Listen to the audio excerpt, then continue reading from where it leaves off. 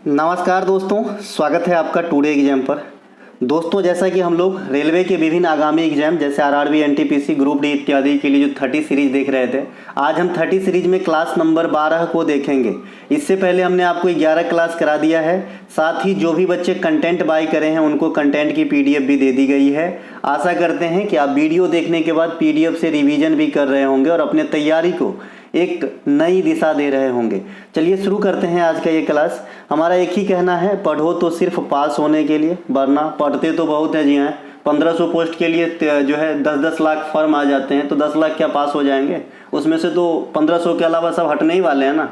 तो पढ़ो कुछ ऐसे जो अपना जो है पाँव जम जाए। चलिए शुरू करते हैं आज के ये क्लास। हमारे एक प्रश्न के कई सारे फैक्ट होते हैं।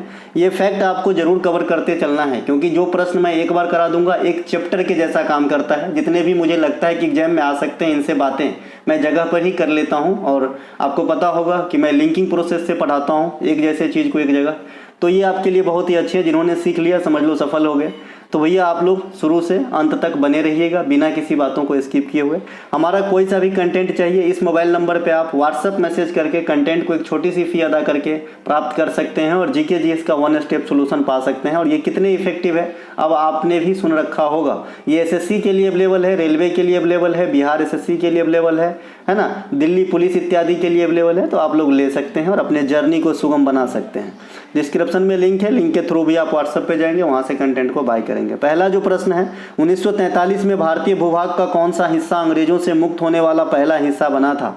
देखिए, हम सभी जानते हैं कि अंग्रेज से हमें आज़ादी मिली थी 1947 के अंदर। इससे पहले एक घटना हुई कि भाई सबसे पहले जो है आज़ादी पूर्ण रूप से देने के पहले भी कई भूभाग को रिलीज किया अंग्रेजों के द्वारा किया गया। तो उनमें सबसे पहला था अंडमान निकोबार। 1943 ईस्वी में अंडमान निकोबार द्वीप समूह को अंग्रेजों के चंगुल से मुक्त कराया गया। हालांकि ये बात अलग है कि इस पे पुनः कब्जा अंग्रेज ने कर लिया था। तो यहाँ पे राइट आंसर अंडमान निकोबार द्वीप समूह हो जाएगा। अब अंडमान निकोबार द्वीप समूह के बारे में एक एक फैक्ट जानेंगे। देखिए, कल होके अगर एग्जाम में आपसे पूछता है कि अंडमान निकोबार द्वीप समूह जो है कौन से पर्वत रेंज का विस्तारित रूप है, तो आप क्या कहेंगे? तो आप कहना अरकान योमा का विस्तारित रूप है। आपसे डायरेक्ट भी पूछा जाता है कि ये अरकान योमा जो पर्वत रेंज है ये कहाँ पे स्थित है, तो आपको कहना है ये म्यांमार में स्थित है। म्यांमार की प्राचीन नाम भी पूछा जाता है आपसे, तो आप कहते हो इसका प्राचीन नाम बर्मा था। क्या था भैया? बर्मा था। तो भाई अरकान योमा बर्मा में स्थित है। इसी का प्रसारित रूप है, द्वीपीय रूप में जलीय फॉर्म में है, जो इंडिया के पार्ट में आते हैं, यूटी है और इसका नाम है अंडमान निकोबार द्वीप समूह। ये 1943 में अंग्रेजों से मुक्त कराए गए थे। हालांकि पुनः अंग्रेज इस पर कब्जा कर लिया था। अंडमान निकोबार की राजधानी जिसे पोर्ट ब्लेयर कहते हैं, इसका नया नाम भी पड़ गया है विजयपुरम। क्या नाम है भैया? विजयपुरम इसका नाम रख दिया गया है नया। अगर आपसे पूछे अंडमान निकोबार द्वीप समूह का नया नाम राजधानी का, तो कहेंगे पोर्ट ब्लेयर का नया नाम है विजयपुरम। तो ये जो पोर्ट ब्लेयर है या विजयपुरम है, ये कहाँ पर स्थित है? तो दक्षिण अंडमान में स्थित है। अब बहुत सारे बच्चे अंडमान निकोबार को एक ही चीज समझते हैं। मैंने एक आगे इमेज रखा है, उसमें से आप अच्छे से समझ लेंगे कि अंडमान निकोबार सबसे पहले उत्तर साइड में अंडमान है, दक्षिण साइड में आपका निकोबार है, बीच में एक गैप भी है ना, बीच में एक गैप भी है ना। इसके अलावा ये अंडमान अपने आप में कई पार्ट में बटे हुए हैं, लिटिल अंडमान, मिडिल अंडमान, है ना, बड़ा अंडमान, ऐसा हुआ बटा हुआ है। ठीक है भैया, तो ये हम समझेंगे इमेज के थ्रू से। तो उसी में जो पोर्ट ब्लेयर है या विजयपुरम है, ये आपके कहाँ पे स्थित है? दक्षिण अंडमान में, साउथ अंडमान में स्थित है। ठीक है भाई। इसके अलावा भारतीय भूभाग में, अच्छा, अगर आपसे कोई पूछे कि ये जो पोर्ट ब्लेयर है या विजयपुरम है, ये कितने आइलैंड का जो है मिला जुला स्वरूप है, तो आप कहेंगे ये कुल मिला के 6 आइलैंड को जो है कवर करता है, छोटे छोटे 6 आइलैंड को। ठीक है भाई, ये ध्यान रखेंगे। इसके अलावा भारतीय भूभाग में सबसे पहले विदेशियों के अधिकार में आने वाले तथा अंत में मुक्त होने वाला प्रांत गोवा था।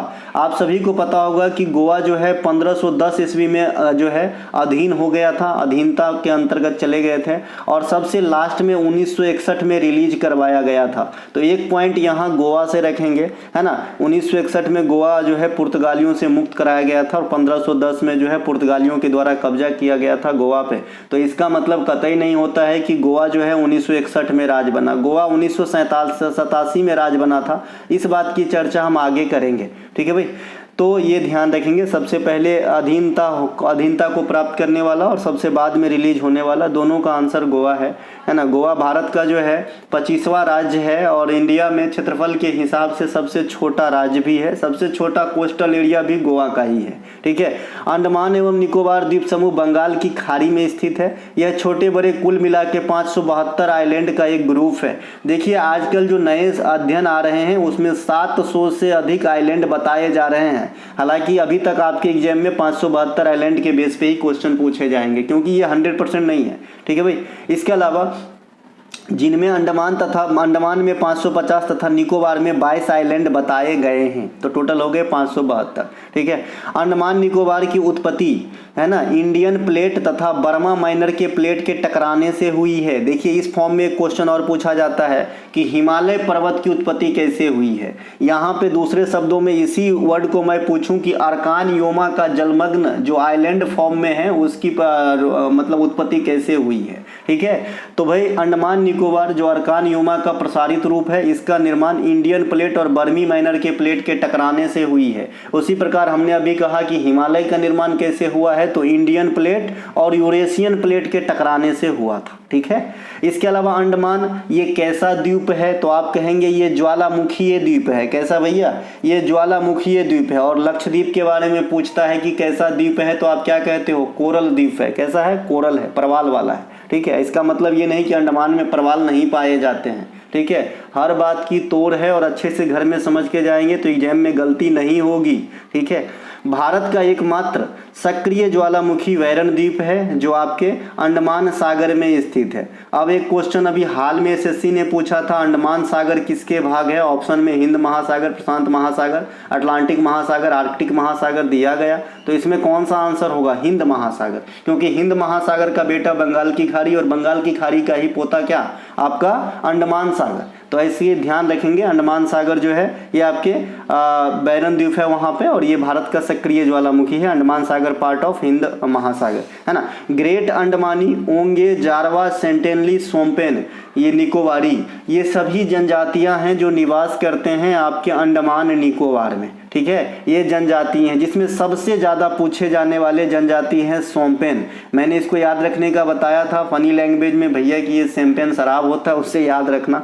इनके अलावा अंडमान निकोबार में निम्नलिखित नेशनल पार्क है, यहाँ से क्वेश्चन आवत है। देखिए वन्य जीव अभयारण्य और नेशनल पार्क जो आपके अंडमान निकोबार में मिलेंगे। सबसे पहले इंडिया में सबसे अधिक नेशनल पार्क किस स्टेट में है, तो आप कहते हो एमपी के अंदर है। लेकिन अगर सबसे ज़्यादा वन्य जीव अभयारण्य, थोड़ा सा फर्क होता है नेशनल पार्क और वन्य जीव अभयारण्य में, ये सबसे ज़्यादा कहाँ पे है वन्य जीव अभयारण्य, तो आप कहेंगे अंडमान निकोबार में। समझ में आया, ये दोनों का अलग अलग आंसर। इसके अलावा इन दोनों को मिला जुला स्वरूप हम यहाँ पे लिए हैं, नेशनल पार्क और वन्य जीव अभयारण्य कुल मिला के अंडमान में कौन कौन से हैं, तो कंपावेल राष्ट्रीय उद्यान है, गैलेटिया राष्ट्रीय उद्यान है, महात्मा गांधी समुद्री राष्ट्रीय उद्यान है, साउथ बटन द्वीप राष्ट्रीय उद्यान है, नॉर्थ बटन द्वीप भी वहीं पे है आपका, कहाँ पे, अंडमान निकोबार में, सैडल पीक राष्ट्रीय उद्यान है, माउंट हैरियट राष्ट्रीय उद्यान है, रानी झांसी मरीन नेशनल पार्क है। ये सभी के सभी आपके कहाँ पे मिलेंगे, अंडमान निकोबार द्वीप समूह के अंदर मिलेंगे। एक सेलुलर जेल है वो भी वहीं मिलेंगे आपको। इनके अलावा 10 degree channel, 8 degree channel, 9 degree channel, ये भी क्वेश्चन आपके एग्जाम में आती है। 10 डिग्री चैनल अंडमान द्वीप समूह को निकोबार से अलग करती है। ये कहाँ पर स्थित होगा, इमेज के नीचे समझेंगे हम, है ना। अंडमान द्वीप को निकोबार से अलग करती है। 8 डिग्री चैनल मिनिकॉय और मालदीव को अलग करती है। 9 डिग्री चैनल लक्षद्वीप से मिनिकॉय को अलग करती है। मैंने आपको इसे भी याद रखने का तरीका बताया था कि भाई 10 डिग्री मतलब इन तीनों में सबसे बड़ा है 8, 9, 10। तो ये क्या करता है, लिटिल अंडमान को, है ना, यहाँ पे लिटिल लिखना मैं भूल गया हूँ, लिटिल अंडमान को कार निकोबार से अलग करता है, मतलब छोटा से बड़ा को अलग करता है, आप ऐसे समझ लेंगे। या फिर अभी मैंने जो पार्ट शुरुआत में बताया था कि भाई अंडमान निकोबार के बीच में गैप है, तो वो गैप किसके द्वारा भरता है, ये 10 डिग्री चैनल के द्वारा, ऐसे समझ लेंगे, ठीक है। 8 डिग्री चैनल क्या होती है, जिसके दोनों प्रथमाक्षरी समान होता है, जैसे मिनिकॉय में पहला अक्षर मौ है और मालदीव में भी पहला अक्षर मौ है। 9 डिग्री एगो बच गया, तो दोनों प्रथमाक्षरी अलग अलग है, लक्षद्वीप और मिनिकॉय को अलग करते हैं। तो इस प्रकार से याद रखेंगे, जिंदगी में कभी भी कंफ्यूज नहीं होंगे। डंकन पास लिटिल अंडमान और दक्षिणी अंडमान को अलग करती है, ये एक अलग क्वेश्चन है, इसे ध्यान रखेंगे। डंकन पास है ना, एक एलिफेंटा पास पूछा जाता है डायरेक्ट कि कहाँ पे है, एलिफेंटा पास है ना, एलिफेंटा पास में मुंबई भी आंसर दिया रहता है ना, एलिफेंटा का गुफा है मुंबई में। एलिफेंटा पास जो है ना, ये श्रीलंका के अंदर है, इसे ध्यान रखें, है ना। तो डंकन पास लिटिल अंडमान और दक्षिणी अंडमान को अलग करता है। अंडमान निकोबार की राजधानी पोर्ट ब्लेयर दक्षिणी अंडमान में है, ये 2 बार लिखा गया, पहले भी बता दिया था। इनके अलावा अंडमान निकोबार की सबसे ऊंची चोटी सैडल पीक की ऊंचाई, सैडल पीक की ऊंचाई जो है ये 732 मीटर है। देखिए कई ऐसे चोटी है, कई ऐसे पीक है जिसकी टोटल ऊंचाई एग्जामिनर आपसे डिमांड करता है, जैसे कंचनजंगा जो इंडिया की सबसे ऊंची पीक भी है और पूर्ण रूप से हिमालयी श्रेणी की है ना, और सिक्किम में स्थित है। इसकी ऊंचाई 85-86 मीटर है ना। फिर आपसे K2 का डिमांड करता है, जिसे गॉडविन ऑस्टिन या काराकोरम 2 भी कहा जाता है, जो भारत और पाकिस्तान की मिली जुली पर्वत चोटी है। तो इसकी टोटल हाइट जो है 86-11 मीटर है, जो दुनिया का दूसरा सबसे ऊंची चोटी है। और पहला है माउंट एवरेस्ट 88-50.5 हो गया, क्योंकि ये बढ़ता है, प्रसारित हो रहा है। तो ये भैया आपका माउंट एवरेस्ट, तो पहला नंबर, दूसरा नंबर और तीसरा नंबर ये दुनिया की चोटी की ऊंचाई है। उसी प्रकार से आपके पूछे जाते हैं सैडल पीक की ऊंचाई 722 मीटर, इसी प्रकार से 32 मीटर माफ कीजिएगा। इसी प्रकार से आपसे पूछा जाता है जो अरावली रेंज की सबसे ऊंची चोटी गुरु शिखर है, उसकी ऊंचाई कितनी है, तो आप कहते हो 1722 मीटर है। तो ये कुछ एकदम आपको एग्जैक्ट मीटर में चाहिए पीक की ऊंचाई, तो इसे याद रखेंगे, ठीक है भाई। इनके अलावा ग्रेट निकोबार, निकोबार द्वीप समूह का सबसे दक्षिणी और सबसे बड़ा द्वीप है। अब देखिए अंडमान निकोबार द्वीप समूह में, है ना, मैंने अभी कहा पहले 2 पार्ट में बटा रहेगा। ये देखिए यहाँ से जो ये बीच वाला आपको गैप दिख रहा होगा, ये जो आप इमेज से समझेंगे, यहाँ पे ये जो बीच वाला आपको गैप दिख रहा है ना, ये 10 डिग्री चैनल है। इधर आपका निकोबार का सबसे उत्तरी पार्ट है और ये अंडमान का सबसे दक्षिणी पार्ट है, यानी लिटिल अंडमान से कार निकोबार को जोड़ने वाला जो पोर्शन है उसे ही 10 डिग्री चैनल, 10 डिग्री कैनाल कहा जाता है। अब समझ में आ गया होगा। इस बीच में गैप है, ये है उत्तरी पोर्शन, ये है दक्षिणी पोर्शन। दक्षिणी पोर्शन में आपका निकोबार है, उत्तरी पोर्शन में आपका अंडमान है। अंडमान कई पार्ट में विभाजित है, लिटिल अंडमान, मध्य अंडमान, साउथ अंडमान, मिडिल अंडमान, है ना। इसी प्रकार से ये मैंने बताया कि भैया ये बीच में जो गैप है ये 10 डिग्री चैनल है, जो अंडमान और निकोबार को अलग करता है, ठीक है। यहाँ पे मैं क्या बता रहा था, ये ऊपर चलते हैं। देखिए हाँ, ग्रेट निकोबार जो है ये निकोबार द्वीप समूह का सबसे दक्षिणी और सबसे बड़ा द्वीप है। आप यहाँ पे देख रहे हैं निकोबार दक्षिणी पार्ट होगा, तो ये जो ग्रेट निकोबार है ये देखने से भी लग रहा है इन छोटू छोटू में सबसे पत्थर जैसे दिख रहा है, जो एक आइलैंड को यहाँ पे रिप्रेजेंट कर रहा है। तो सबसे बड़ा यहाँ पे आपको ग्रेट निकोबार दिख रहा होगा। तो ये ग्रेट निकोबार जो है निकोबार द्वीप समूह में सबसे बड़ा द्वीप है। मध्य अंडमान, अंडमान द्वीप का सबसे बड़ा द्वीप है। जैसे अब निकोबार का सबसे बड़ा हो गया ग्रेट निकोबार, अब अंडमान में यहाँ पे कई अंडमान है, मध्य, लिटिल, उत्तरी, दक्षिणी। तो इसमें सबसे बड़ा अंडमान कौन सा है, तो मध्य अंडमान, है ना। मध्य अंडमान, मिडिल अंडमान, यहाँ पे इसको देखिए ये सबसे बड़ा दिख रहा होगा अन्य के तुलना में, ठीक है। चलते हैं आगे। इसके अलावा जो है आपका ये भैया मैंने कहा कि भाई रेलवे की जो तैयारी करते हैं और मुझसे खासकर जुड़े हुए हैं, इनको ये परीक्षा दर्पण भी पढ़ना जरूरी है, क्योंकि जो चीज़ मैं इसमें पढ़ा दूंगा इसमें शायद ना पढ़ाऊँ। तो आप जो है इसकी प्लेलिस्ट कर सकते हैं, कंटेंट ले सकते हैं, अवेलेबल है। ये मार्क बूस्टर है SSC दिल्ली पुलिस के लिए।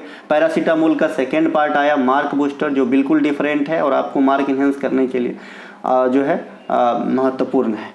ग्रैंड चैनल, ग्रेट निकोबार द्वीप समूह को इंडोनेशिया के सुमात्रा द्वीपों के बीच स्थित है। जो ग्रैंड चैनल है, एक ग्रैंड बैंक और एक डागर बैंक भी होता है ना। ग्रैंड बैंक, भले कितना भी टाइम लगे सभी कुछ बताऊंगा भाई।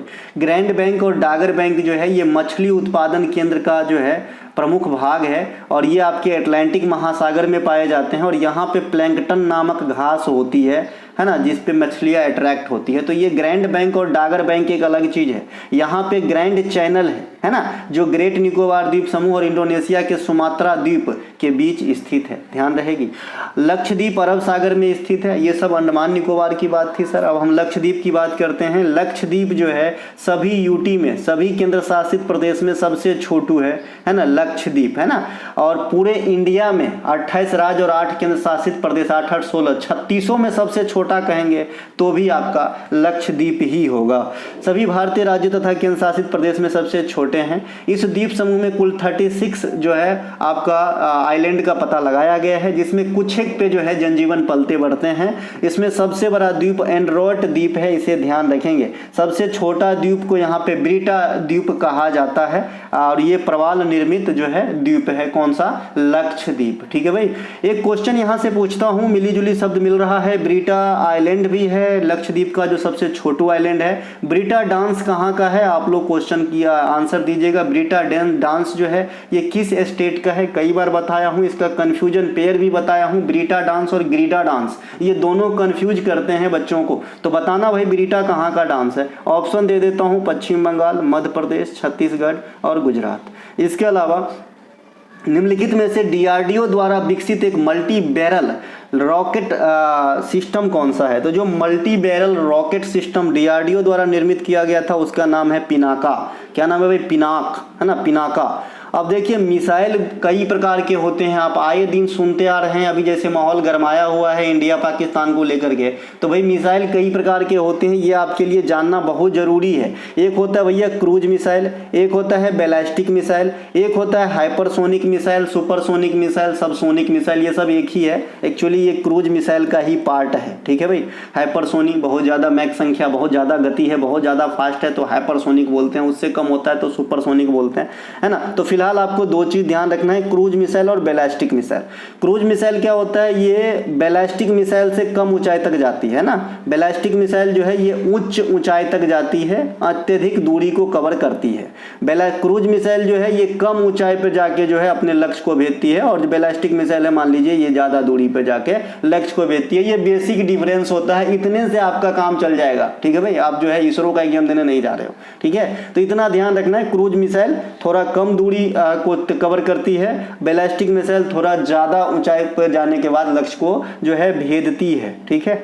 इसके अलावा ये जो हाइपरसोनिक मिसाइल है ये अलग से इसलिए लिया हूँ क्योंकि देखिए जो क्रूज मिसाइल है ना ये अपने आप में बहुत ज़्यादा फास्ट होती है, एक कांस्टेंट स्पीड से चलने का काम करती है ना। तो हाइपरसोनिक इसी का पार्ट है। इसकी जब मैक संख्या 5 से अधिक की गति हो जाती है, मैक संख्या भी क्वेश्चन पूछे जाते हैं किससे संबंधित है, तो वायुयान की गति से संबंधित होती है। मैक संख्या निकालने का फॉर्मूला होता है ना। तो भाई मैक संख्या जो है ये जब 5 मैक से अधिक की गति हो जाती है ना किसी मिसाइल की, तो ऐसे मिसाइल को हम हाइपरसोनिक मिसाइल कहते हैं। ठीक है भाई। 2 से 3 मैक रहेगा तो इसे सुपरसोनिक कहते हैं, और 1 मैक से कम रहेगा, 1 मैक से कम रहेगा, माफ कीजिएगा, इस प्रकार का होगा, 1 लेस देन 1 होगा, तो इसे हम कहते हैं सबसोनिक मिसाइल। तो ये हो गया सुपरसोनिक, सबसोनिक और हाइपरसोनिक मिसाइल मैक संख्या के आधार पे। फिर आपने देखा बैलिस्टिक मिसाइल और क्रूज मिसाइल क्या होती है ना। अब आते हैं भाई ये मिसाइल वाला जो बड़का बॉडी है इंडिया में उसके बारे में जानते हैं। डीआरडीओ की स्थापना 1 जनवरी 1958 को हुआ था। इनके वर्तमान अध्यक्ष समीर वी कामत थे, जो जी सतीश रेड्डी साहब का स्थान 2022 के अंदर लिए थे और वर्तमान में ये अपने पोस्ट पे बने हुए हैं। पिनाका रक्षा अनुसंधान और विकास संगठन डीआरडीओ द्वारा विकसित एक बहु बैरल रॉकेट सिस्टम है। इसकी मारक क्षमता 45 किलोमीटर है। देखिए पिछले एनटीपीसी 2021 में जो हुआ था वहां पे पिनाका के बारे में उनकी रेंज पूछी गई थी, तो इस बार हो सकता है आपसे पूछे कि भाई ये क्या है, तो आप कहेंगे ये एक बहु बैरल रॉकेट सिस्टम है जिसका विकास जो है डीआरडीओ के द्वारा करा गया है। अब देखिए त्रिशूल डीआरडीओ द्वारा कम दूरी का ये मिसाइल है जो सतह से हवा में मार करने के लिए बहुत सारे मैच करने के लिए आपको दे देगा। त्रिशूल दे देगा, पृथ्वी दे देगा, अग्नि दे देगा, पिनाका दे देगा, नाग दे देगा, अर्जुन दे देगा, है ना। इसके अलावा और कौन आया है भैया, एगो रुद्र आया है, ये दे देगा, हेलिना दे देगा, है ना, अमोघ दे देगा, और फिर आपको बताएगा कि ये कहां से कहां मार करने वाला, त्रिशूल दे देगा। तो समझेंगे तब ना भाई। तो इस क्वेश्चन के माध्यम से ये सभी प्रकार के प्रॉब्लम को दूर करने आया हूं, तो अच्छे से सुनिए, ठीक है। तो त्रिशूल जो है ये हवा से सतह से हवा में मार करने वाली मिसाइल है, कम रेंज की है, डीआरडीओ द्वारा विकसित है। पृथ्वी मिसाइल का नाम है। ये भारत में सतह से सतह पर वार करने वाली पहली मिसाइल है। अगर आपसे कहे कि डीआरडीओ द्वारा स्वदेश निर्मित पहली मिसाइल कौन सी है, तो आप कहेंगे पृथ्वी है। इनके कई सारे वर्जन है, कई सारे मॉडल है, पृथ्वी 1 2 3 तक आ गई है ना। और पृथ्वी 1 2 3 सही है। है ना। तो ये जो है डीआरडीओ द्वारा विकसित पहला मिसाइल था, डीआरडीओ द्वारा विकसित किया गया पहला था। पृथ्वी 1 की रेंज कहेंगे तो ये 150 किलोमीटर तक की रेंज के लिए है। पृथ्वी 2 जो है 250 से 300 किलोमीटर 350 किलोमीटर की रेंज को जो है लक्ष्य को भेज सकते हैं। और पृथ्वी 3 जो है ये 350 किलोमीटर से 750 किलोमीटर की रेंज तक जो है लक्ष्य को भेज सकते हैं। तो इनकी रेंज से भी क्वेश्चन आती है, ठीक है। ये रेंज डिपेंड करता है कि कितना वजन कैरी करता है। अगर ज़्यादा वजन कैरी करेगा तो कम दूरी रेंज जाएगा, कम वजन कैरी कर रहा है, कम आप भेज रहे हो आयुध वगैरह तो बहुत दूर तक जाएगा, ठीक है। यह integrated guided missile development program के तहत भारत की पहली स्वदेश निर्मित मिसाइल थी। ये बात को मैंने अभी बता ही दिया मौखिक रूप से। अब आते हैं अग्नि। ये सबसे ज़्यादा और सबसे बड़ा, सबसे भास्ट पैमाने पर इंडिया में बनाए जाते हैं। अग्नि एक सतह से सतह पर मार करने वाली बैलिस्टिक मिसाइल श्रृंखला है। अभी मैंने कहा ये ऊपर, बहुत ऊपर जाने के बाद जो है लक्ष्य को भेजते हैं, जिससे विभिन्न रेंज तथा क्षमताओं वाले वेरिएंट शामिल है। यहाँ पे अग्नि 1 से लेकर के यहाँ पे अग्नि 5 तक की बात हो चुकी है। अग्नि 6 अभी आई नहीं है। जब अग्नि 6 आएगी तो उसकी रेंज 10 से 12,000 किलोमीटर रहेगा। तो आप सोच सकते हैं यहीं से बैठे बैठे आप जो है क्या कुछ नहीं कर सकते, ठीक है। तो अग्नि 1 जो है ये 700 से 1200 किलोमीटर रेंज में आती है। अग्नि 2 2000 से 35 किलोमीटर तक। अग्नि 3 3500 से 5500। अग्नि 4 ये 3500 किलोमीटर से अधिक, है ना। और अग्नि 5 जो है ये 5500 किलोमीटर से अधिक की रेंज को जो है ना टारगेट कर सकता है। इन्हें ध्यान रखेंगे। ये जो है पृथ्वी से पृथ्वी मिसाइल, बैलिस्टिक मिसाइल है ना। इनके अलावा अब सभी मिसाइल के बारे में शॉर्ट इन्फॉर्मेशन जरूरी है। आकाश, यह क्या है? यह एक मध्यम दूरी की सतह से हवा में मार करने वाली मिसाइल है। त्रिशूल, यह क्या है? सतह से हवा में मार करने वाली मिसाइल है, कम दूरी का है। बराक, यह क्या है?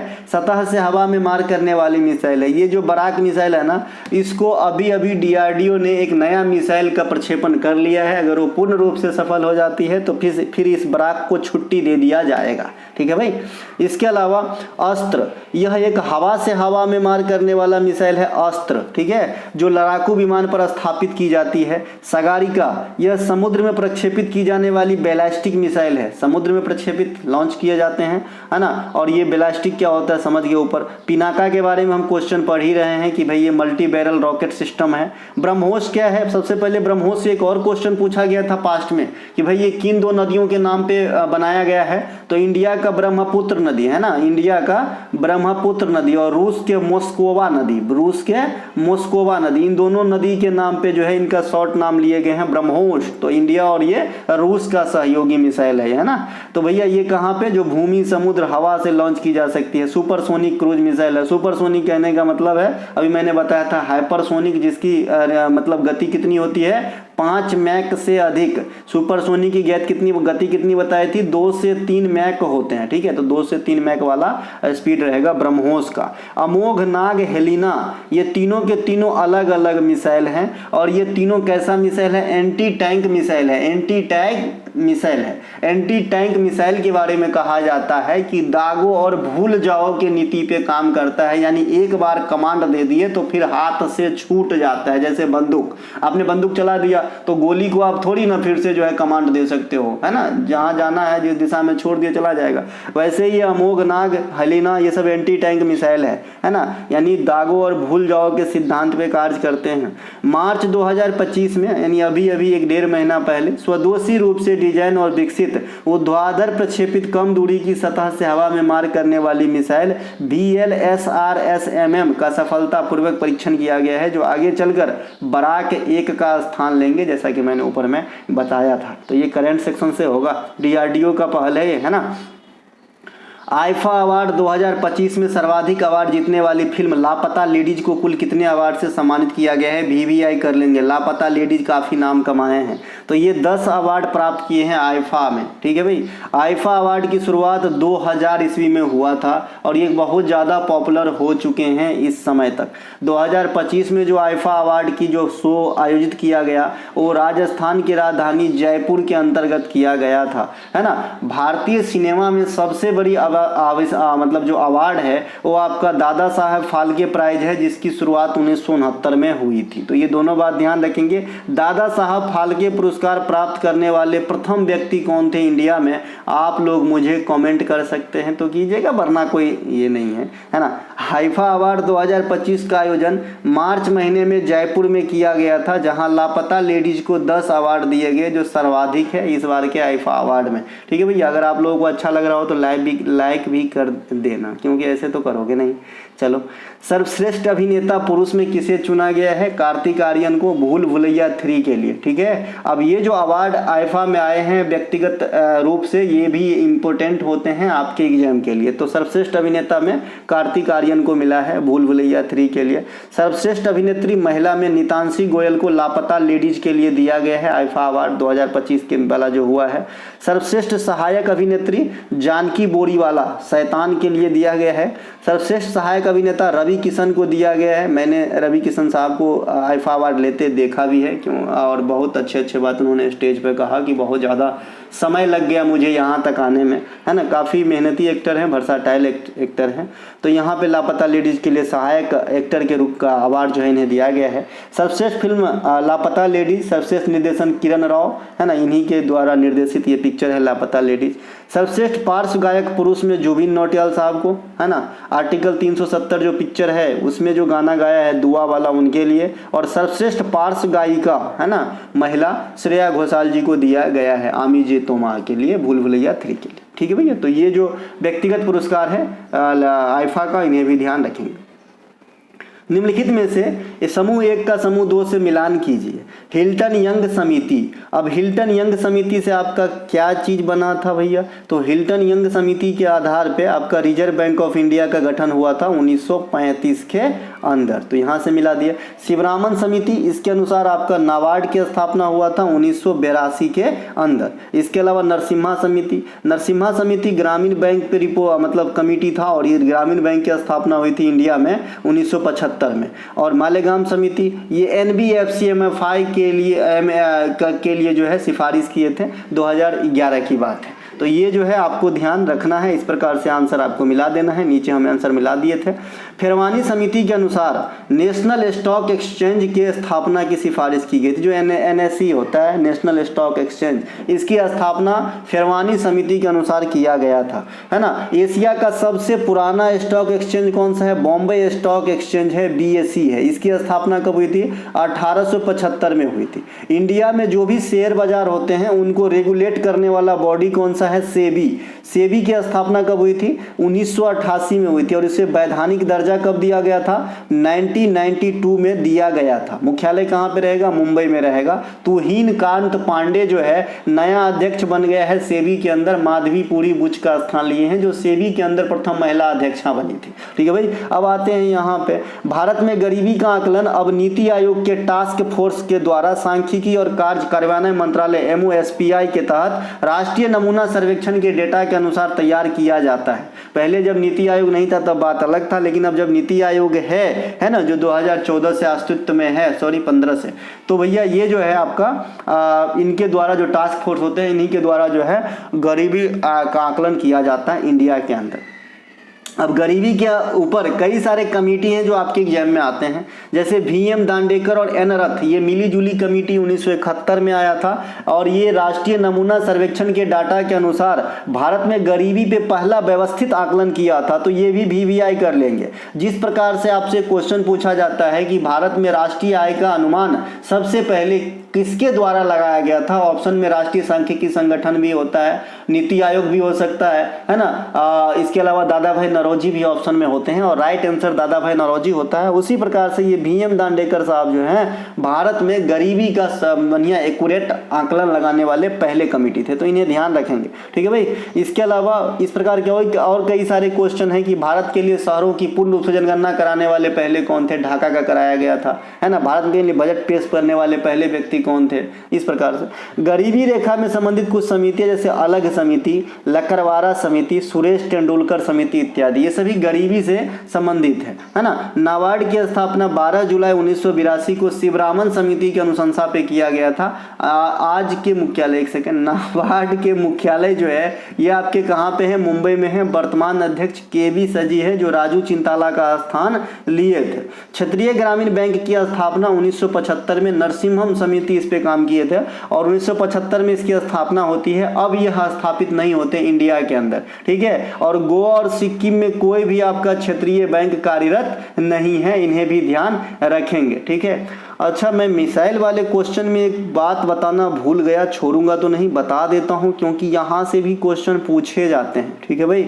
यहीं पे लिख देता हूं, जगह है। जैसे मैंने आपसे कहा कि बैलिस्टिक मिसाइल होते हैं जो अत्यधिक ऊंचाई पे जाने के बाद लक्ष्य को भेदते हैं, तो बैलिस्टिक मिसाइल में भी कई कैटेगरी होती है। जैसे एक होता है इंटरकॉन्टिनेंटल बैलिस्टिक मिसाइल, ये सबसे अधिक दूरी तक जा सकती है, लक्ष्य को भेद सकती है। इसकी रेंज जो है 5500 किलोमीटर से भी अधिक होती है ना, 5500 किलोमीटर। अग्नि 5 जो है ये कैसा हो जाएगा, इंटरकॉन्टिनेंटल बैलिस्टिक मिसाइल की श्रेणी में आ सकते हैं क्योंकि उसका भी रेंज 5500 किलोमीटर से अपर है ना। एक होता है IRBM, ये होता है क्या, इंटरमीडिएट रेंज बैलिस्टिक मिसाइल होता है। ये मध्यम दूरी की बैलिस्टिक मिसाइल होती है, 3500 से 5500 किलोमीटर तक की जो है ये दूरी मतलब लक्ष्य को भेजते हैं। इसके अलावा एक होता है MRBM, आपका जो है मीडियम रेंज बैलिस्टिक मिसाइल, मैं भी भूल गया क्या, MRBM मीडियम रेंज, ठीक है, मीडियम रेंज होता है इसका। और इसकी जो रेंज है ये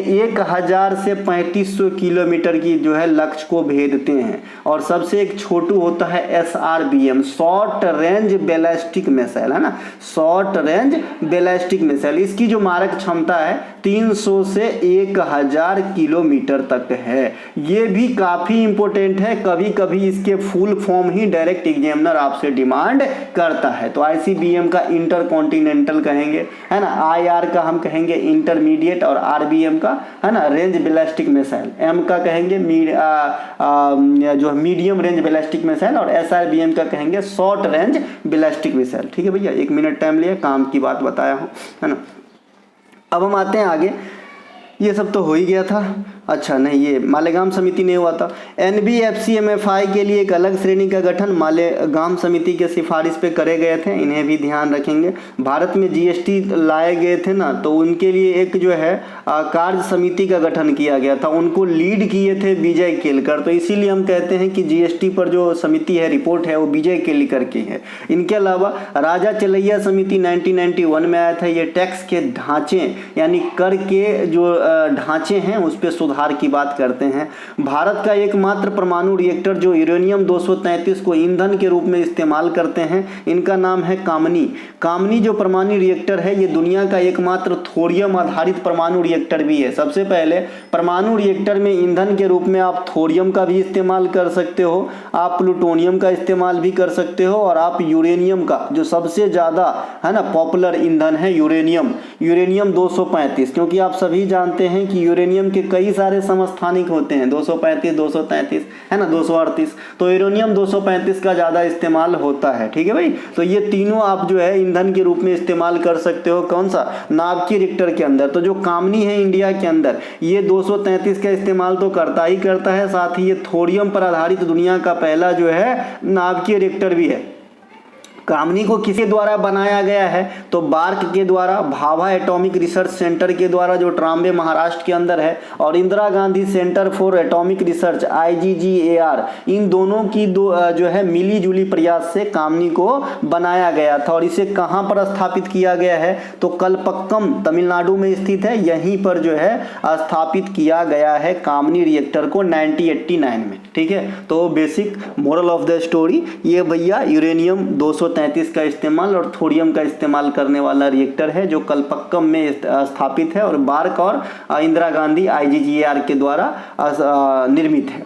नाभिकीय रिएक्टर में यूरेनियम, प्लूटोनियम, थोरियम इत्यादि का इस्तेमाल ईंधन के रूप में होता है। कैडमियम और बोरॉन का इस्तेमाल जो है किसके रूप में होता है, नियंत्रक क्षण के रूप में होता है। भारी जल और ग्रेफाइट का इस्तेमाल मंदक के रूप में होता है। ये सब हमने पहले बता दिया है। भारत का पूर्ण रूप से स्वदेश निर्मित पहला परमाणु ऊर्जा केंद्र कौन सा है, कलपक्कम तमिलनाडु है।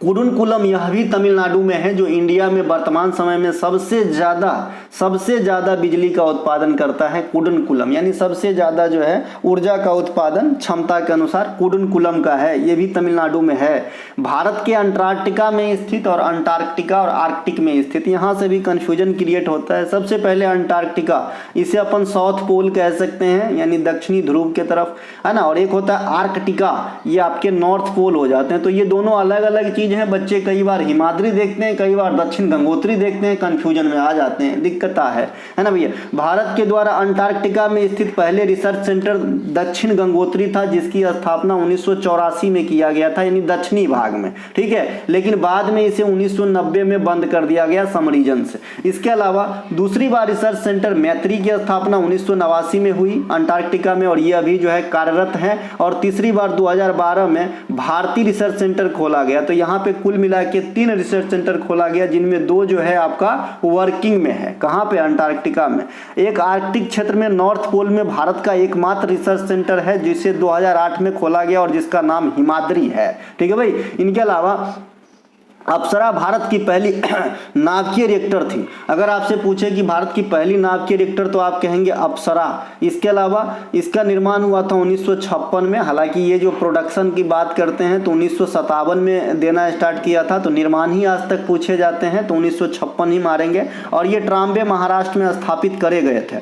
भारत का पहला परमाणु परीक्षण पोखरण में हुआ था, स्माइलिंग बुद्धा के नाम से, 18 मई 1974 को। किसी एक क्वेश्चन में मैंने उस समय राष्ट्रपति कौन थे, प्रधानमंत्री कौन थे, उपराष्ट्रपति कौन थे, ये बात बताया। फिर हमने पोखरण 2 बताया था, है ना, और जो भी परमाणु से आयोग वगैरह हैं उनके बारे में हमने बात किया था किसी एक और क्वेश्चन के सहारे, इसीलिए अब ज्यादा इसमें नहीं बताया, सीधे आगे बढ़ा।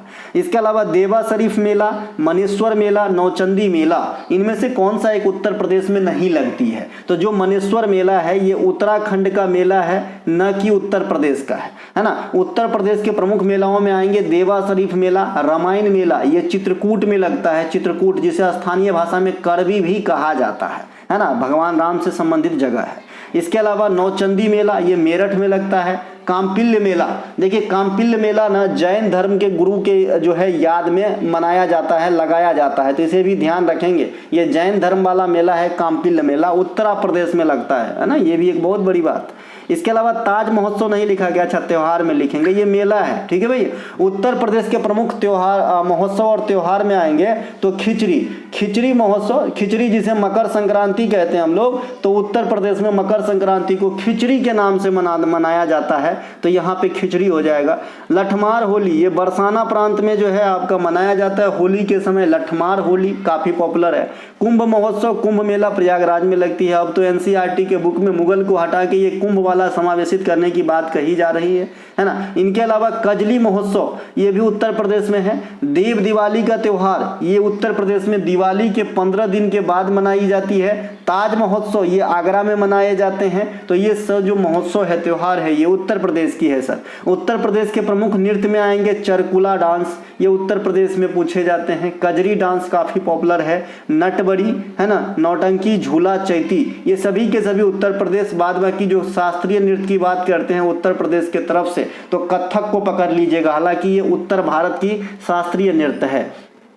देखिए मनेश्वर मेला, ये आपका उत्तराखंड राज्य में लगती है। गंगा सागर मेला मकर संक्रांति के समय, सुनिएगा सर, मकर संक्रांति के समय पश्चिम बंगाल में लगती है। माधवपुर मेला गुजरात में लगती है। विश्व प्रसिद्ध दुनिया की सबसे बड़ी पशु मेला सोनपुर मेला, जिसे हरिहर क्षेत्र मेला भी कहा जाता है, ये बिहार के सोनपुर में लगता है। मेथाराम जात्रा मेला, ये आपके लगते हैं तेलंगाना के अंदर, और ये कोया जनजाति के लोग पार्टिसिपेट करते हैं, और ये एशिया का सबसे बड़ा जनजातीय मेला भी है ना। इसके अलावा दिल्ली पर आक्रमण करने वाला पहला पेशवा कौन था?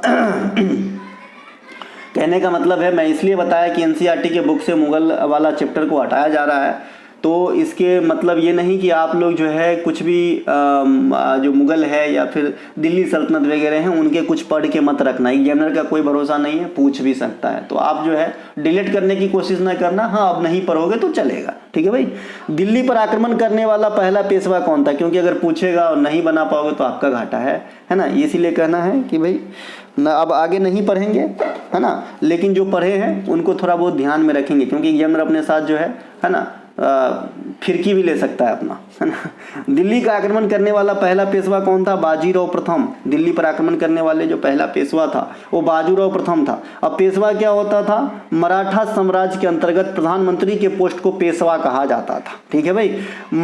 जो मराठा साम्राज्य के संस्थापक कौन थे? शिवाजी। औरंगजेब ने शिवाजी को राजा की उपाधि दी थी। ठीक है। शिवाजी का जन्म 1630 में शिवनेरी दुर्ग में हुआ था। शिवाजी का राज्याभिषेक 1674 में और मृत्यु 1680 में हुआ था। ये तीनों ईस्वी बहुत काम के हैं, है ना। ये तीनों ईस्वी बहुत काम के हैं। कई बार आपके एग्जाम में क्वेश्चन इस ईस्वी मात्र से आए हैं। शिवाजी के मंत्री परिषद को अष्ट प्रधान कहा जाता था। अष्ट का मतलब 8 होता है, मतलब 8 महान महान लोग रहते होंगे।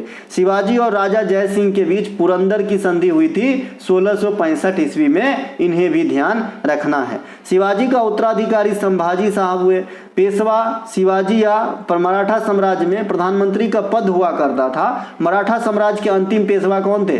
बाजीराव सेकेंड। तो इन्हें भी ध्यान रखेंगे। अंतिम पेशवा कौन हुए? बाजीराव सेकेंड, है ना। पालखेरा का युद्ध 1728 में बाजीराव प्रथम और हैदराबाद के निजाम उल मुल्क के साथ हुआ था, तो इन्हें ध्यान रखेंगे। पलखेरा का युद्ध। प्रथम अंग्ल मराठा युद्ध, अब इसमें पूछा जाता है कि कौन सी संधि हुई, तो ये 1775 से 1782 के बीच चली थी और इसमें सालाबाई की संधि 1782 में हुआ था, 1782 में हुआ था। ठीक है। द्वितीय जो सेकेंड अंग्ल मराठा युद्ध है ना, अंग्ल मतलब यहाँ से जो है ना अंग्रेज से रख लीजिएगा। ठीक है। सेकेंड अंग्ल मराठा युद्ध जो है ये 1803 से 1805 के बीच में चली थी। देवगांव की संधि इसी युद्ध के दौरान हुई थी। तृतीय अंग्ल मराठा युद्ध 1719 से 1817 से 19 तक चला था। पेशवा पद की समाप्ति आपके थर्ड मराठा युद्ध में होती है। VVI कर लेंगे पेशवा पद की समाप्ति। और अभी आपने देखा कि अंतिम पेशवा कौन था? बाजीराव से। ठीक है भैया। तो यहाँ पे जो है पेशवा पद की समाप्ति हो गई थी इसी युद्ध के दौरान। और ये करने वाले कौन थे? हैंगस्टस, लॉर्ड हैंगस्टस, है ना। चौथ और सरदेशमुखी क्या है भैया? ये मराठों के द्वारा ली जाने वाली टैक्स थी, चौथ और सरदेशमुखी। तो इन्हें भी ध्यान रखेंगे, चौथ और सरदेशमुखी को ध्यान रखेंगे। ये मराठा साम्राज्य के द्वारा ली जाने वाली एक प्रकार का टैक्स है। मराठा साम्राज्य में विदेश मंत्री को क्या कहा जाता था? सुमंत कहा जाता था। क्या कहा जाता था? सुमंत कहा जाता था। निम्नलिखित में से कौन सा प्रोटीन, अच्छा मराठी भाषा 2011 जनगणना के अनुसार इंडिया में तीसरी सबसे अधिक बोले जाने वाली भाषा मराठी भाषा है, तो इन्हें भी ध्यान रखना है ना। निम्नलिखित में से कौन सा प्रोटीन पाचन का अंतिम उत्पाद होता है? जो प्रोटीन है ना उनके पचने से अंतिम रूप में क्या बनती है? तो एमिनो एसिड। इसीलिए हम कई बार कह देते हैं प्रोटीन क्या है? एमिनो एसिड है, क्योंकि पच के क्या बनेगा? एमिनो एसिड बनेगा। तो प्रोटीन क्या है भैया? एमिनो एसिड, है ना। तो ये एमिनो एसिड हो जाता है। प्रोटीन पाचन का अंतिम उत्पाद एमिनो एसिड होता है। प्रोटीन को एंजाइमों द्वारा पाचन क्रिया में एमिनो एसिड में तोड़ दिया जाता है। एमिनो एसिड छोटी आंत के दीवारों से अवशोषित हो जाते हैं और रक्त प्रवाह में चले जाते हैं, जहां पे बॉडी अलग अलग यूज में इसे इस्तेमाल करते हैं, मसल्स बनाने में और भी जो है, क्योंकि प्रोटीन को ये बॉडी बिल्डर कहा गया है। तो यहाँ से जो ये अफसोस करके जो एमिनो एसिड को अफसोस करेगा तो वो अच्छे काम में ही लगाएगा, है ना। प्रोटीन 20 प्रकार के एमिनो अम्ल से मिलकर बने होते हैं, ये डायरेक्ट पूछा जाता है। प्रोटीन का पाचन कहाँ से शुरू होता है? देखिए भोजन का पाचन तो मुख से शुरू होता है, जहाँ कार्बोहाइड्रेट के रूप में स्टार्च का पचना स्टार्ट हो जाता है। लेकिन अगर प्रोटीन की पाचन की बात होती है तो ये पेट से जो है पचना स्टार्ट होता है, आमाशय में पचना स्टार्ट होता है, जहाँ पे पेप्सिन और रेनिन नामक एंजाइम जो है इसे पचाने के लिए मजबूर करता है। पेप्सिन इसे पेप्टोन्स में तोड़ देते हैं, यानी इसके लोअर प्रक्रिया में ला देते हैं, प्रोटीन को तोड़ के सरल बना देते हैं। ठीक है भाई। इसके अलावा छोटी आंत में पूर्ण रूप से प्रोटीन जो है पच जाती है, स्टार्ट होती है आमाशय से। कार्बोहाइड्रेट पाचन का अंतिम रूप जो है ग्लूकोज। इसीलिए आपसे कहा जाता है कि किसी खिलाड़ी को अगर तात्क्षणिक ऊर्जा चाहिए ना तो ग्लूकोज दे दीजिए। देखिए कार्बोहाइड्रेट कई है ना, कई रूप में होते हैं, तो जो ग्लूकोज होते हैं वो सबसे सरल है। और ये जो है आपका मोनोसेकेराइड कार्बोहाइड्रेट का उदाहरण है, जो सीधे तुरंत आपको जो है ऊर्जा देने का काम करता है ना, क्योंकि ये प्रोसेस पहले से हुआ है। ठीक भैया।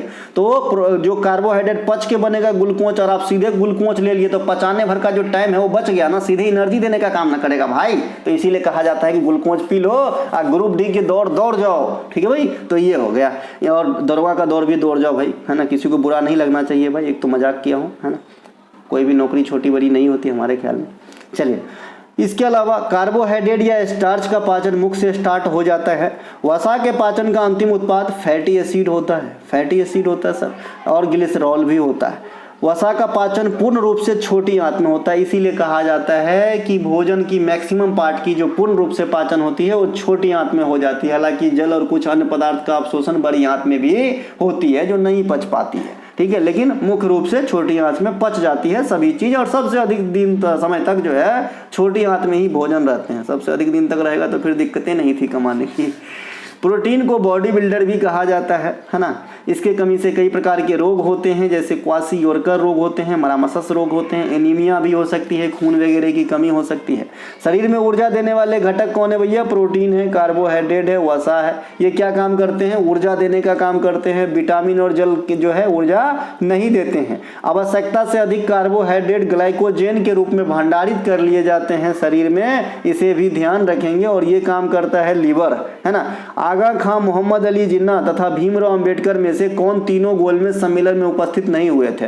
तो मोहम्मद अली जिन्ना जो है ये तीनों गोलमेज सम्मेलन में भाग नहीं लिए थे, जबकि आपका आगा खां हो गया, भीमराव अंबेडकर हो गया, है ना, तेज बहादुर सप्रू हो गया, ये सभी के सभी तीनों गोलमेज सम्मेलन में भाग लेने के लिए भारत से लंदन की यात्रा किए थे। तो इन्हें ध्यान रखेंगे। तो आगा खां इसका आंसर, सॉरी, मोहम्मद अली जिन्ना इसका आंसर हो जाएगा। 3 गोलमेज सम्मेलन की अपनी अपनी ईस्वी है सर, 30, 31, 32, 1900 के, है ना। और तीनों के अध्यक्ष कौन रहे थे? Ramsay McDonald. रैमजे मैकडोनाल्ड कौन रहे थे उस समय? ब्रिटेन के प्रधानमंत्री।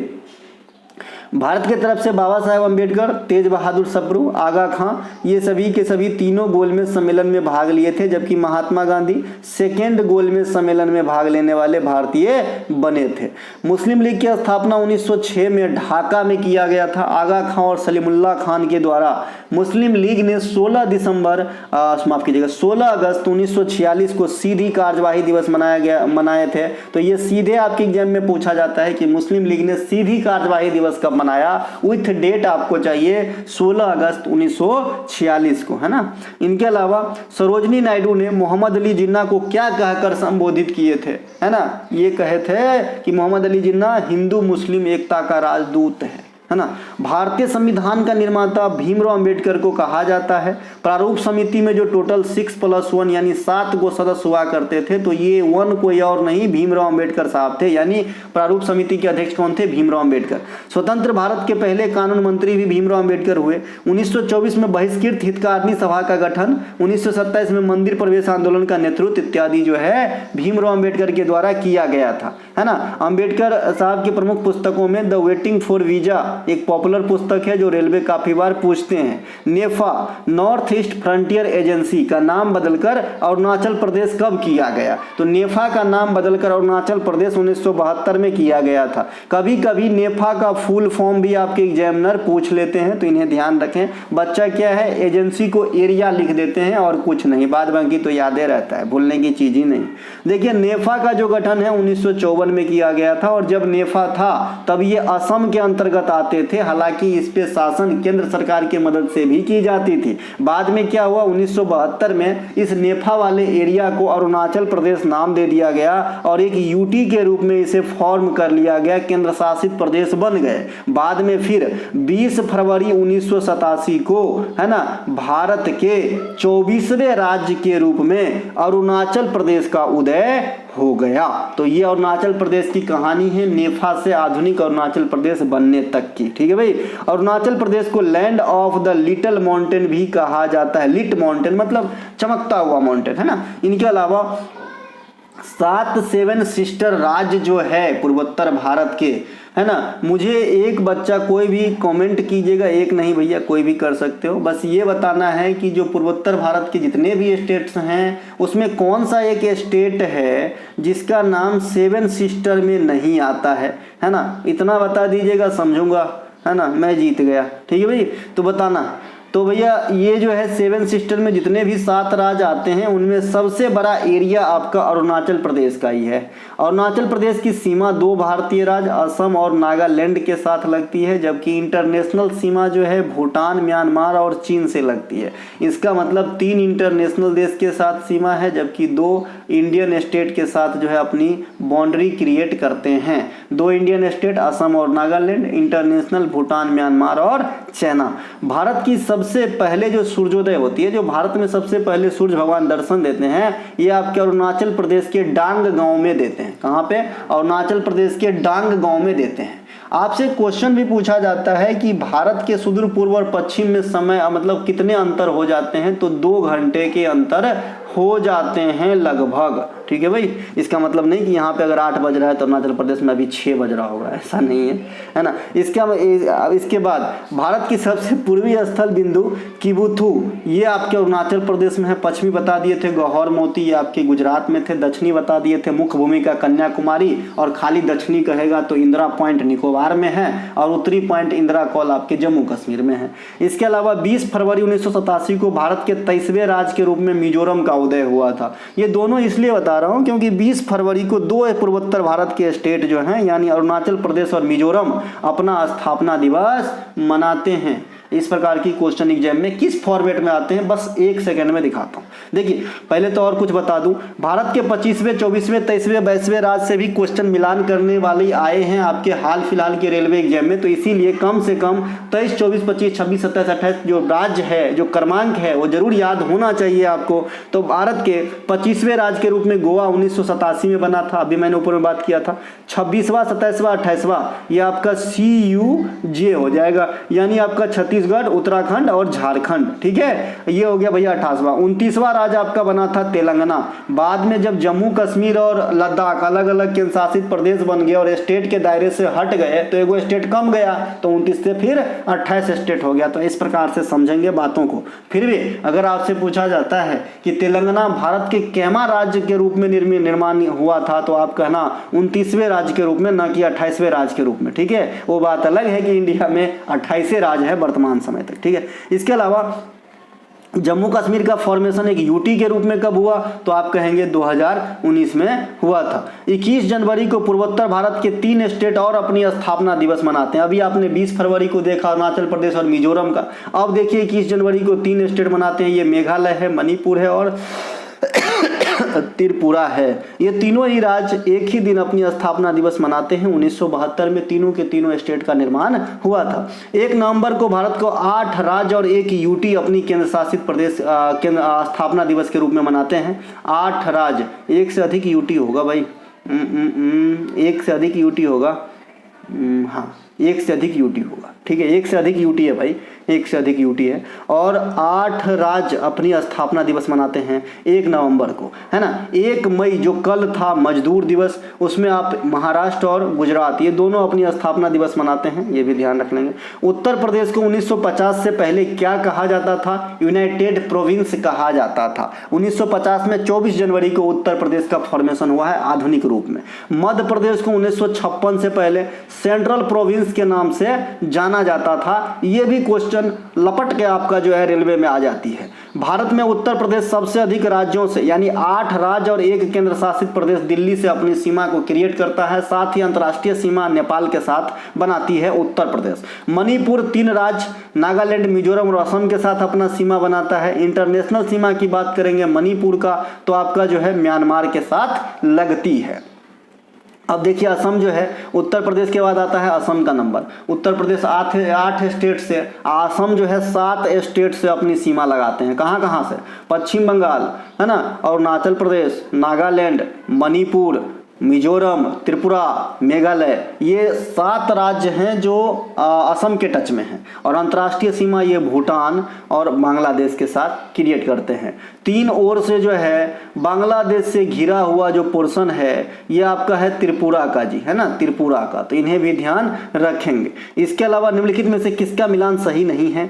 सिलिकॉन वैली क्या कर्नाटक में है? Silent valley Kerala, silicon valley Karnataka सही है जी। वैली ऑफ फ्लावर फूलों की घाटी उत्तराखंड सही है। करेवा वैली मेघालय में नहीं है, साइलेंट वैली परियोजना केरल में है, सही है। तो option number C is right answer, because ये जो है मिसमैच कर दिया गया है, रॉन्ग मैच किया गया है।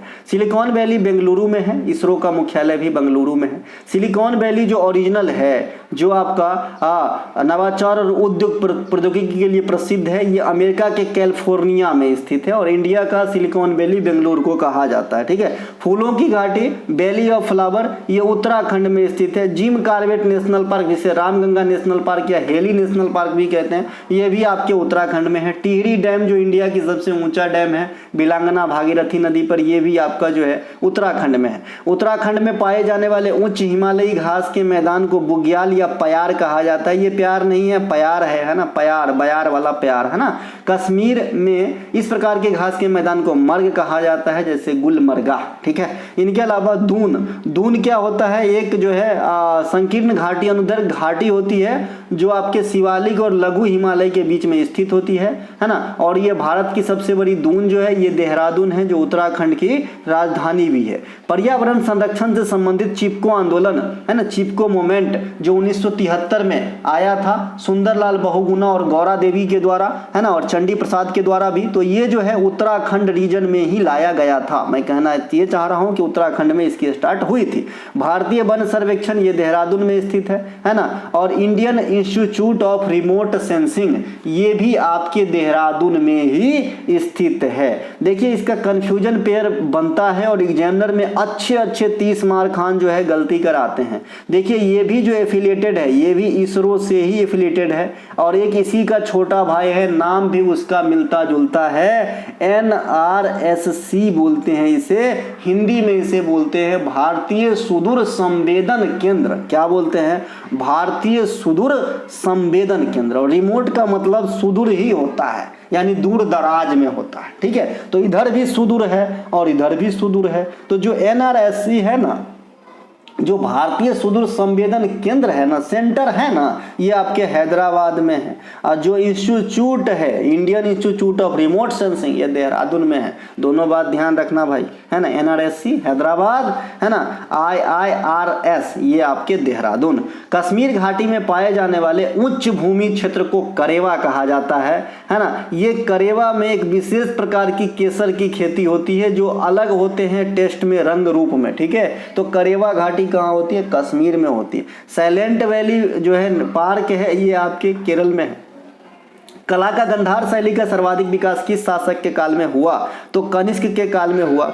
गंधार कला विद्यालय बौद्ध धर्म से प्रभावित था, जबकि मथुरा कला हिंदू, बौद्ध और जैन तीनों धर्म से प्रभावित है। ठीक उसी प्रकार से जैसे एलोरा का गुफा और अजंता का गुफा के बारे में आप समझते हैं कि एलोरा का गुफा जो है ये तीनों हिंदू, बौद्ध, जैन तीनों को रिलेट करता है, जबकि अजंता का गुफा जो है बौद्ध को रिलेट करता है। सेम यहाँ पे अप्लाई कर देंगे, काम बन जाएगी। गंधार कला बाहरी देश जैसे यूनान, ग्रीक इत्यादि से प्रभावित थे, जबकि जो मथुरा कला है वो पूर्ण रूप से स्वदेशी निर्माण है ना। स्वदेश विकसित भारत में जो है निर्माण किया गया है, आत्मनिर्भर भारत में बनाया गया है, यानी इसमें कोई मिक्सअप नहीं है, बाहरी चीज का प्रभाव नहीं है।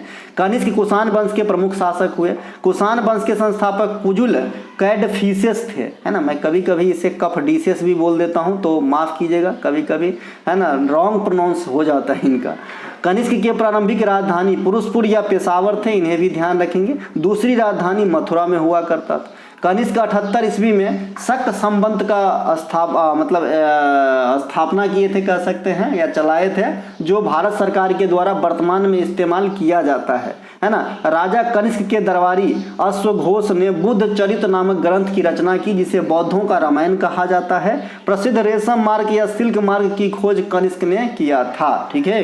इनके अलावा बोरॉन पेड़ पौधों के लिए कैसा पोषक तत्व है? देखिए पेड़ पौधों के लिए दो प्रकार के पोषक तत्व हैं। एक तो कम मात्रा में चाहिए, उन्हें उसे सूक्ष्म पोषक तत्व कहते हैं, जहाँ यहाँ पे राइट आंसर सूक्ष्म पोषक तत्व हो जाएगा। और एक ज़्यादा मात्रा में चाहिए तो ये क्या हो जाएगा, है ना, ये हो जाएगा आपका बृहत पोषक तत्व। जैसे हमें चावल दाल ज़्यादा मात्रा में चाहिए और हमें पानी पूरी वगैरह कम मात्रा में चाहिए, ठीक उसी प्रकार से सूक्ष्म पोषक तत्व वे होते हैं जो कम मात्रा में आवश्यकता होती है, जैसे पौधा में boron, chlorine, copper, iron, zinc, मैंडलम, मैग्नीज, ये सब कम मात्रा में चाहिए। तो इसका मतलब ये नहीं कि नहीं चाहिए, है ना, नहीं चाहेंगे तो उसका दुष्परिणाम देखने को मिलेगा। जैसे हमें अगर पानी पूरी न मिले, कुछ और न मिले तो जी चटपटाता रहता है ना, उसी प्रकार से यहाँ पर बृहद पोषक तत्व या अत्यधिक मात्रा में आवश्यक होते हैं, जैसे carbon, hydrogen, oxygen, nitrogen, phosphorus इत्यादि। ठीक है भैया। इनके अलावा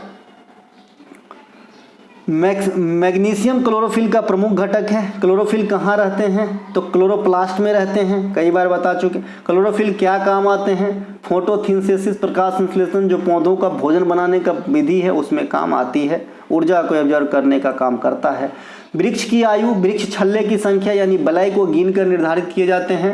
वृक्ष आयु गणना करने की एक यंत्र होता है जिसे क्रेस्कोग्राफ कहा जाता है। ये क्रेस्कोग्राफ का खोज किसने किया था? तो भारतीय मूल के वैज्ञानिक जगदीश चंद्र बसु ने। सिंधु जल संधि पर हस्ताक्षर तत्कालीन प्रधानमंत्री, भारतीय प्रधानमंत्री जवाहरलाल नेहरू और किसके बीच हुआ था? तो पाकिस्तानी राष्ट्रपति अयूब खान के बीच। देखिए अभी ये भी मामला गरमाया हुआ है, इसे भी पढ़ के रख लेंगे, काम आएगी। सिंधु जल संधि आपका 1960 में हुआ था। इस संधि के अकॉर्डिंग जो है 20% जल इंडिया यूज करते हैं और 80% जल जो है पाकिस्तान यूज करते हैं। यह 1960 में जवाहरलाल नेहरू और अयूब खान जो उस समय के पाकिस्तान के राष्ट्रपति हुआ करते थे, विश्व बैंक के निगरानी में यह जो है संधि संपन्न हुई थी और ये कराची शहर में कराई गई थी। इस समझौते के तहत 6 नदियों की जल बंटवारा जो है किए गए थे, जो 20 और 80 के रेशियो में थे।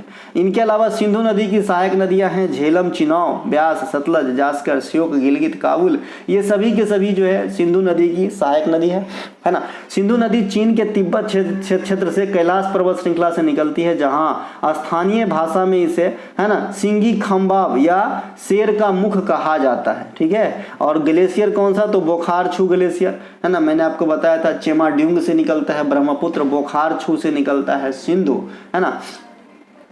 इसके अलावा इसकी टोटल लंबाई 3100 किलोमीटर है, कहीं कहीं आप 2800 किलोमीटर भी देखेंगे, है ना। तो 2800 से 3100 में जो ऑप्शन रहेगा सटीक है, क्योंकि मैंने ये NCERT बेस्ड 3100 किलोमीटर लिया है।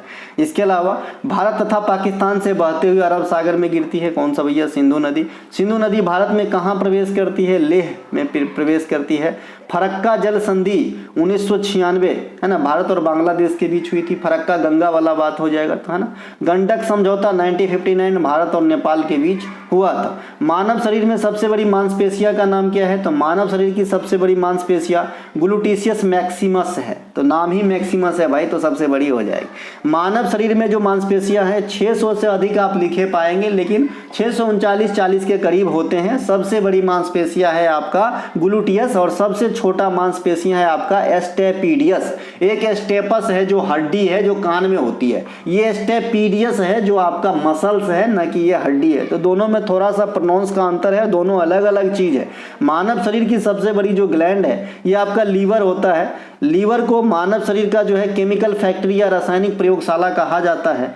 यकृत यानी लीवर ग्लूकोज और वसा का जो है संचयन करता है ग्लाइकोजेन के रूप में, ग्लूकोज का। पित्त का निर्माण भी यकृत ही करता है और यूरिया का निर्माण भी यकृत ही करता है। ठीक है भाई। मानव शरीर में सबसे छोटी जो अंतःस्रावी ग्रंथि है ये आपका पीयूष ग्रंथि हो जाएगा, जिसे मास्टर ग्लैंड या पिट्यूटरी ग्लैंड भी कहा जाता है। और सबसे बड़ी अंतःस्रावी ग्रंथि जो है ये अबटू ग्रंथि, थायराइड वाला, जिससे 3 प्रकार के जो है सीक्रेट होती है लिक्विड, है ना भैया, ये ध्यान रखेंगे। अब देखिए यहाँ पे अंतःस्रावी ग्रंथि और बहिस्रावी ग्रंथि मैं कई बार बता चुका हूँ। बहिस्रावी ग्रंथि का मतलब होता है कि वैसा ग्रंथि है ना जिससे एंजाइम वगैरह निकले, और इससे क्या हार्मोन वगैरह निकलते हैं, किससे? अबटू ग्रंथि से। चलते हैं आगे। हार्मोन निकलेगा तो इसमें कोई डक्ट होगा नहीं, बहिस्रावी में डक्ट होगा, क्योंकि एंजाइम की किसी खास जगह पे काम होती है, पूरे शरीर में नहीं, है ना। मानव शरीर की सबसे बड़ी हड्डी जो है जांघ की हड्डी होती है ना, जांघ की हड्डी होती है। और सबसे छोटी हड्डी जो है कान की हड्डी होती है, स्टेपस। तो फीमर और स्टेपस के ध्यान रखेंगे। हड्डी से हड्डी जोड़ने वाले उत्तक को लिगामेंट्स या स्नायु कहा जाता है, हिंदी में इसे, है ना, स्नायु कहा जाता है। और जो मांसपेशियों और हड्डी को जोड़ने वाले जोड़ होती है उसे उत्तक को कंडरा या टेंडन कहा जाता है। ठीक है। खास करके जब आप राज्य के एग्जाम देंगे तो वहाँ पे हिंदी थोड़ा इसी प्रकार के लिखा होते हैं, तो कुछ कुछ बात आपको ध्यान रखना चाहिए। जैसे फीमर को उरू कहते हैं, जनरली किताब में उरू नहीं मिलता है।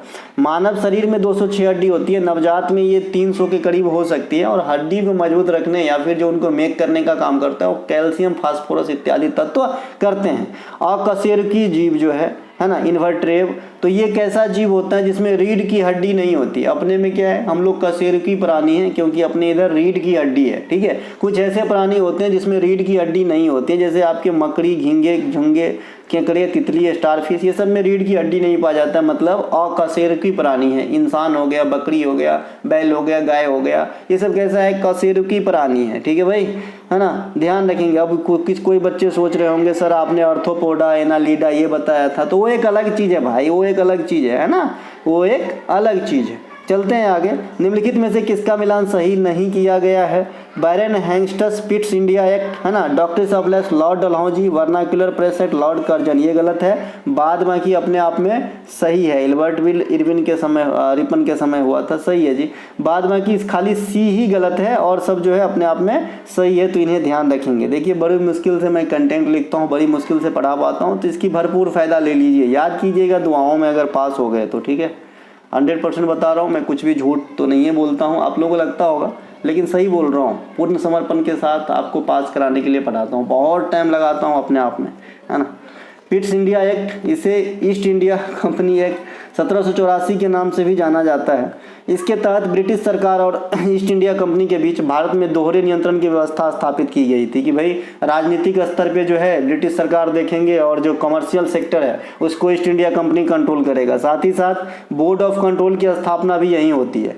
व्यापक सिद्धांत डॉक्ट्राइन ऑफ लैप्स, जिसे राज हड़प नीति कहा जाता है, ये डलहौजी का दिमाग का उपज है और ये सबसे पहले हड़पे थे इस मतलब सिद्धांत के अनुसार सतारा को 1848 में। डलहौजी का एक अच्छा काम है इंडिया में, इंडियन रेलवे का जो शुरुआत है वो डलहौजी के काल में ही हुआ था। वर्नाक्युलर प्रेस एक्ट 1878 में आया था, इसे गैंगिंग एक्ट भी कहा जाता है। इस एक्ट का मतलब था कि भाई कोई भी व्यक्ति जो है स्थानीय लैंग्वेज में ब्रिटिश सरकार के खिलाफ कोई भी बात नहीं छापेगा, नहीं फैलाएगा, क्योंकि अब घर घर अंग्रेजी पढ़ने आता नहीं है, तो अंग्रेजी में छूट था, लेकिन अगर कोई चाहे कि भाई हिंदी में लिखूं, मैथिली में लिखूं, तो उस पर जो है रोक था, ठीक है। और ये क्यों किया था? राज करने के लिए, लोग जागरूक न हो, हमारे खिलाफ भड़के नहीं, सिंपल सी बात है ना। तो इसको समाप्त किया गया था रिपन के काल में 1881 में, है ना। इसके अलावा इल्बर्ट विधेयक, अब ये इल्बर्ट विधेयक क्या था? ये इंडिया के हित में था कि भाई उस समय क्या होता था कि जो यूरोपियन लोग कुछ क्राइम करते थे, यानी जो बाहरी लोग क्राइम करते थे, उसकी सुनवाई सिर्फ यूरोपियन जज ही कर सकता था। तो ऐसे में जो ये इल्बर्ट विधेयक है, हालांकि इसे लाने वाले भी विदेशी ही थे, तो इन्होंने एक ऐसा प्रावधान को सोचा कि भाई जो यूरोपियन आदमी है उनकी भी सुनवाई इंडियन जजेस वगैरह कर सकते हैं, है ना। तो ये एक विवादास्पद विधेयक था ना, तो आप समझ सकते हैं ये पास हुआ होगा कि नहीं, है ना। इनके अलावा बंगाल विभाजन 1905 कर्जन के काल में जो है लाया गया था। निम्नलिखित में से कौन सा एक मिलान सही नहीं है? National Herald Jawaharlal Nehru,